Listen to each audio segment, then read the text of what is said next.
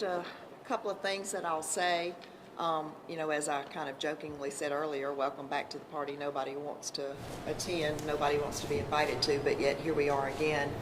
A couple of years into this pandemic, it is just stunning. I wish I had really some new great answers for all of you. I know you have questions. I wish I had new answers, but the answers kind of continue to be the same thing. We encourage people to get vaccinated. We encourage people to have a booster. We encourage people to wear a mask. We encourage you, if you are sick, to stay home and stay away from others. What we're seeing with this new variant is a very infectious version of this virus. The infectivity rate is very high. And this graphic that we prepared, a picture's worth 1,000 words.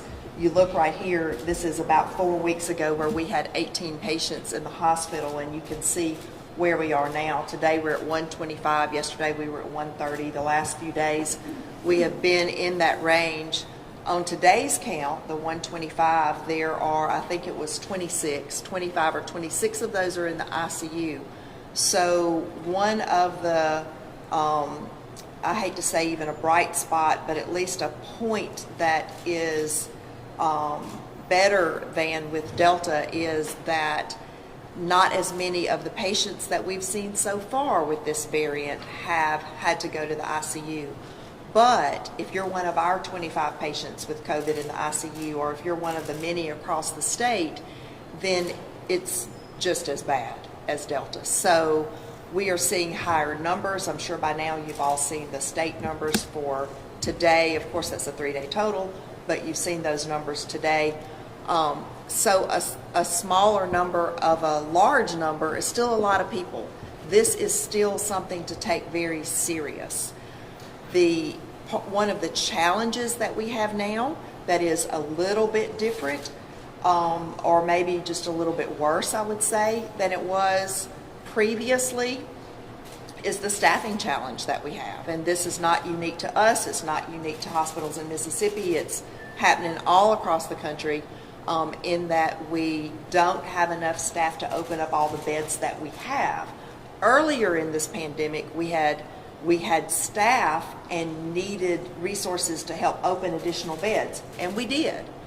Now we have beds but no staff. Today we are around 55, 57 beds that here on this campus we have closed because we don't have staff to staff the beds. In our emergency department this morning, we've got, I think the number was 25, but some number like that, 25 patients that were admitted and being held in the emergency department. If we could open those beds, that would open up those spots in the emergency department. When ICUs get full, when med-surg beds get full, when the hospital is full, whether because all of the beds are taken or all of the staffed beds are taken, the ultimate place that patients back up is in the emergency department. That's something that we track multiple times a day. It gives us an idea of the real time how backed up we are. So staffing is a challenge. The staff that are here are, they've been at this now for several years, and the plea that we would make is for people to do the things that we have been talking about for a couple of years. Get vaccinated when you can, get your booster when you can, wear your mask, help us take care of folks, take care of yourself, take care of your families, and help us take care of the community. Dr. Jones is going to come say a few things. Dr. Wilson, and the three of us will be available for questions. Dr. Wilson is working. We're all working closely, but Dr. Wilson is working almost minute by minute with the Department of Health on, what options we have at a statewide level. And as I said, we'll all be available to answer any questions you have. Dr. Jones.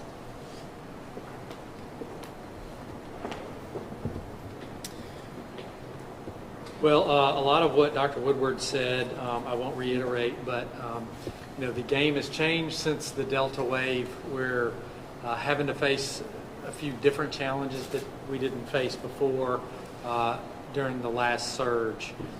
There's bright spots, but the challenges that we're facing really are around staffing, as Dr. Woodward mentioned. But compounding that is this is a much more infectious variant of COVID, and it is taking more of our staff that we do have out of the workforce. Previously, in other waves, we've seen maybe up to about 50 of our employees that were requesting to be out and tested a day.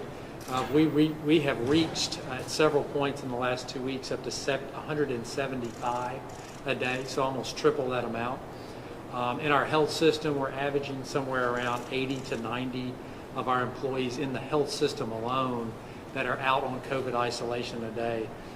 So when you take the minimal amount of staffing that you would need to open beds, and then you take an additional 90 people out of that workforce, it makes us struggle even more with what we're trying to do, with continuing to have some churn in the health system, continuing to be able to accept some transfers, continuing to be able to meet the demand that's coming through the ER.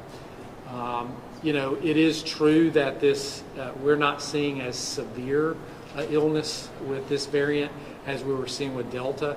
With Delta, we were seeing a lot more demand on our ICU capacity. With this one, we're seeing a lot more demand on our med-surg capacity, and the turnover of patients is a lot quicker. We're admitting a lot of patients to the hospital that need a couple liters of oxygen, and after a couple of days, they're better, and we're discharging them. So we're turning them over quickly, but the sheer volume of patients is what's overwhelming us. Before we may admit, in the Delta wave, we may admit in walk-in traffic through our ER 5 to 7 to 10 patients a day, and we're either doubling or tripling that every day. With COVID, we're either doubling or tripling that number now. So while it's not as severe disease, the volume is also overwhelming. That coupled with the fact that we never really totally recuperated from, the ravages that we went through with Delta, having to close some beds, having not as much staff, not as much redundancy in the system. And then this time of year, when there's not a pandemic, is really, really tight on ICU beds. We see a lot of very sick patients in the winter months, and not a lot of ability to move patients around in the system that would normally occur. And then when we layer on COVID and the effects of COVID, it's just making things a lot tighter. So we feel like on an hour-to-hour, day-to-day basis, we are navigating through it the best that we can with what we have.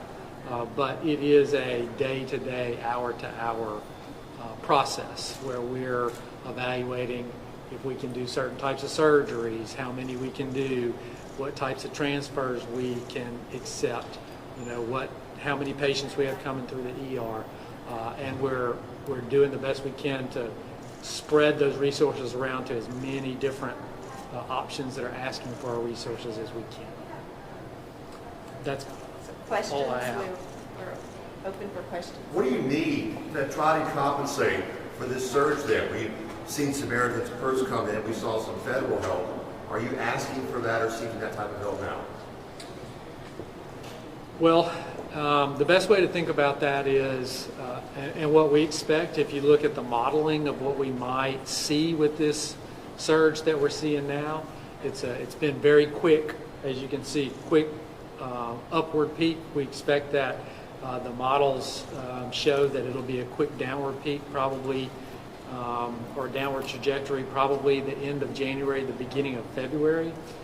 So quick up, quick down.